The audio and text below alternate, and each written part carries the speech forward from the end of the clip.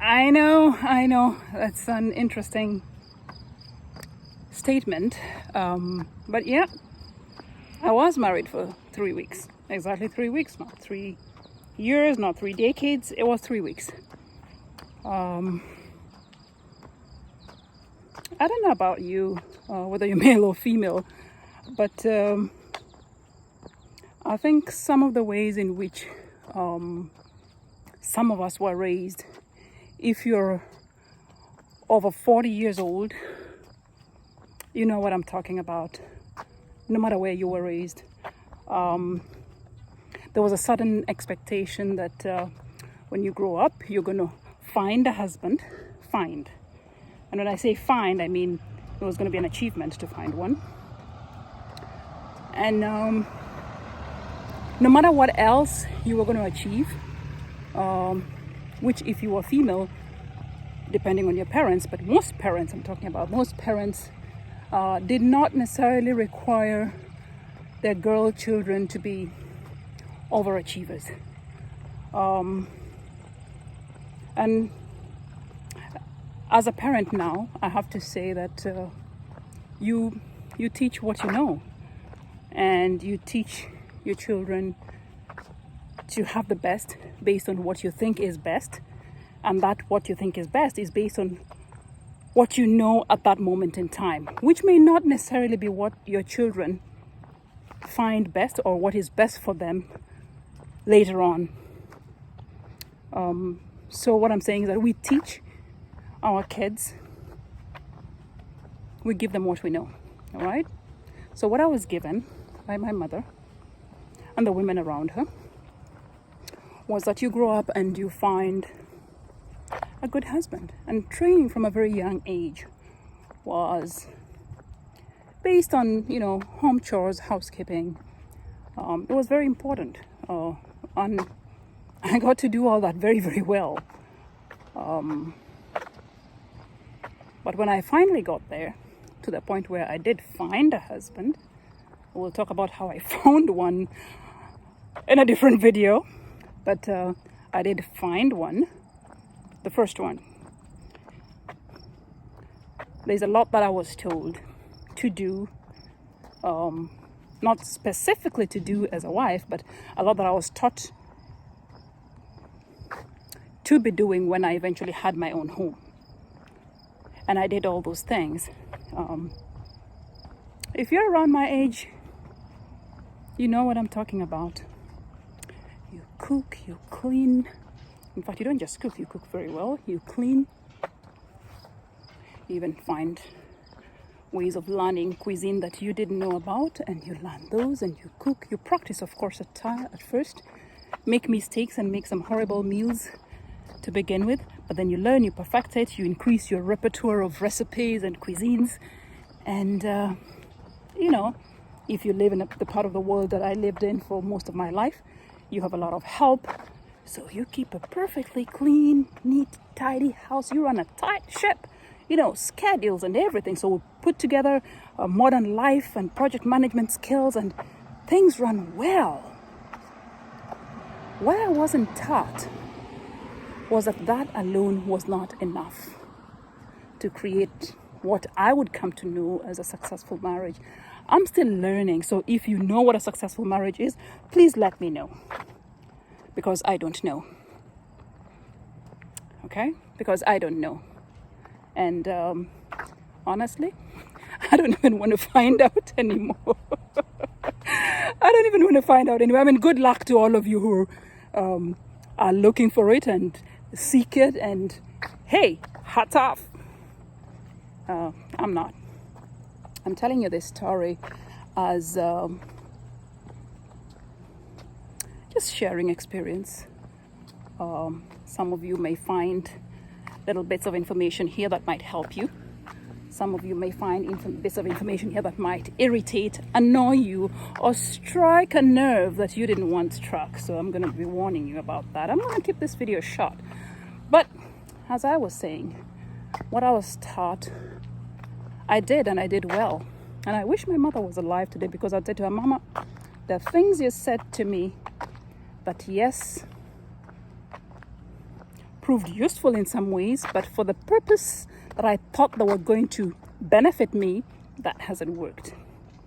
And I know she would disagree, because for her, that benefit part was neither here nor there. A woman just did what she needed to do, what was required of her, and the rest of it, if you got a good man, meaning you got married, but if you got a good man, if you were lucky enough to get a good man, then it paid off. What was her experience? Story for another day. But anyway, I got there, and what I wasn't told was that it would not necessarily be what I experienced. Nobody said to me that I would have to endure all kinds of abuse, verbal, mental, physical, sexual. No one said that to me. I come from one of those communities. It's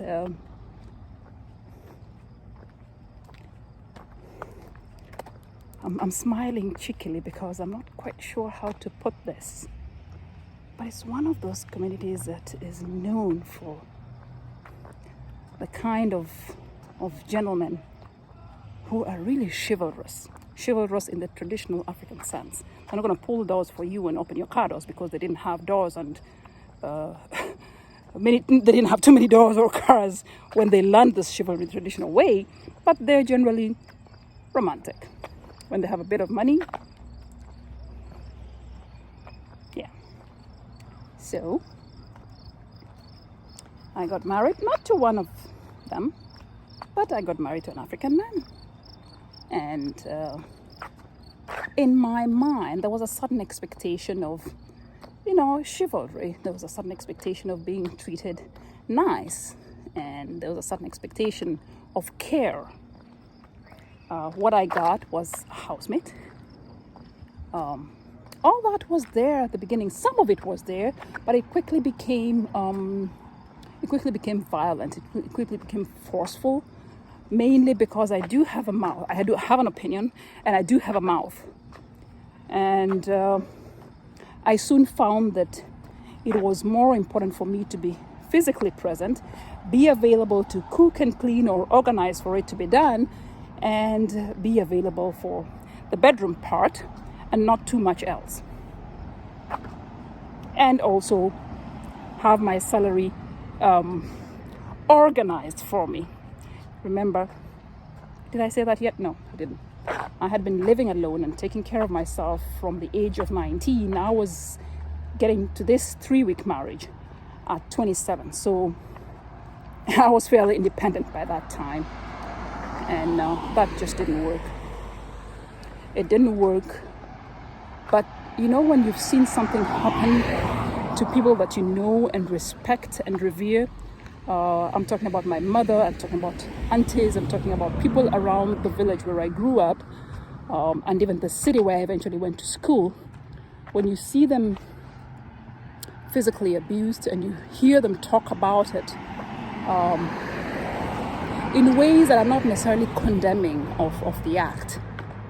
They would console each other and talk about, men in general in negative terms, but it wasn't necessarily something that they condemned. You sort of internalize the school of thought that these things happen, meaning women get battered in marriages. And I know how that sounds to some of you, but yeah, that's what it is. And when it first happened to me, the first instinct wasn't leave. The first instinct was, how dare he do that? He did that to me? And I think we always think that we're going to be better than our mothers and grandmothers. We always think we're going to have it better. I know better. I'm going to do better. Not in an arrogant way, but you think that you've grown up at a different time, a time when women are more liberated. The world has changed. The world is different. You soon realize that the more things change, the more they quite remain the same. And I learned that very quickly in this particular way, in this particularly undesirable way. At the end of the 3-week period, we courted. I courted this gentleman, this man. I courted this man for about 1.5 years. And he was violent. I look back and I wonder, so why did I even go to the point? Okay, I don't wonder anymore. I've since learned and since understood myself a lot better. But after that 1.5 years of tumultuous dating, was the most tumultuous relationship I'd ever been in. And I'd been in a few relationships, by the way. Been around the block. But Lord, help me understand, even now that I understand a lot of myself better, why I still decided I should take him home. Sometimes you have pressure, real or perceived. I think I had both, real or perceived pressure to settle down, as they call it. And I did. It wasn't settling down. It was extremely unsettling. This settling down, it was extremely unsettling. So 3 weeks later, I announced that I was leaving. And that was the biggest announcement I'd ever made. You can imagine the shockwaves around family and friends. What? 3 weeks? Really? Is she crazy? It was scandalous. It had never been done. I have 2 sisters. Both had gotten married, and were looking to start families with kids running around a picket fence. And generally, as a youngest girl, you're expected to follow suit. This Sarah wasn't following suit, unfortunately. She was leaving 3 weeks after what we have as the traditional ceremony. So there wasn't even a wedding, but we were living together, and I thought, no, before this goes farther, I gotta get out. And you'd think that would be a very easy decision. If you've ever been in that position, and I suspect a lot of you have been, it's the hardest decision you can make. I was 27. I was employed. By this time, I had lost both parents. And I had siblings who were each living independently. I'm the youngest of them. So I really didn't have to be accountable to parents, but there's still that sense of community, of family, and there's still that sense of responsibility to do what is expected, to do what you have been taught, to do what is socially acceptable. It was the hardest decision. But I had to think back when I thought about my mother's situation. I thought about women around me. And at that time, this was around 1999, I think. Yes. And there was a lot of media attention on violence, wife battery. Before that, there wasn't media attention. It was happening a lot. It was rampant, but there wasn't too much media attention on it. I don't think the media thought it was something to publicize. It happened so much that it was almost normal. So, just looking at that and thinking about all the women who had died at the hands of their husbands, had been burned, had been maimed, and knowing that I do have an opinion and I do have a mouth, I knew it was going to end badly if I stayed on. I also could tell that it wasn't going to be the kind of relationship that was going to enable me live the kind of life that I wanted to lead. I didn't know at that time. At the time I was an administrative assistant. I worked for an advertising company. I think I didn't want to go to the UK, so I was planning it, but it was a far-fetched dream at the time. I really hadn't figured out what I wanted to do with my life exactly at 27. At 27, yes, I didn't. But I did know for sure that I did not want to be in an abusive relationship. I did know for sure that was abnormal. I didn't know that I didn't deserve it. I didn't know that I didn't want it, even if for whatever reason somebody else thought I deserved it. And I knew that I wasn't going to have it. So I left amid a lot of noise. I left amid a lot of noise. And you'd be amazed who supports that kind of relationship. You'd be amazed at the close friends and even family members who would tell you to stay put, who would tell you to hang tight, who would tell you to persevere, who would tell you to pray. You know what I'm talking about. I don't know if they're accolades or some kind of elevated status that one should aspire to for enduring that kind of treatment. I just know that if there is, however grand it is, I don't want it. And I'm saying this for those of you who may be in those kinds of relationships where you know very well that's not what you deserve. You know very well that's not what you want, and suddenly not what you were created for. Get out. Get out. Get out before it's too late. I have watched too many news articles about women dying because they didn't leave sooner. Women dying because instead of doing something about it, meaning leaving, they prayed. They went to church. And their pastor said, "Let's pray, sister." And they prayed. And they went to a mother or an aunt, a friend, who said, "My daughter, that's how these men are. What did you do? It's not your fault."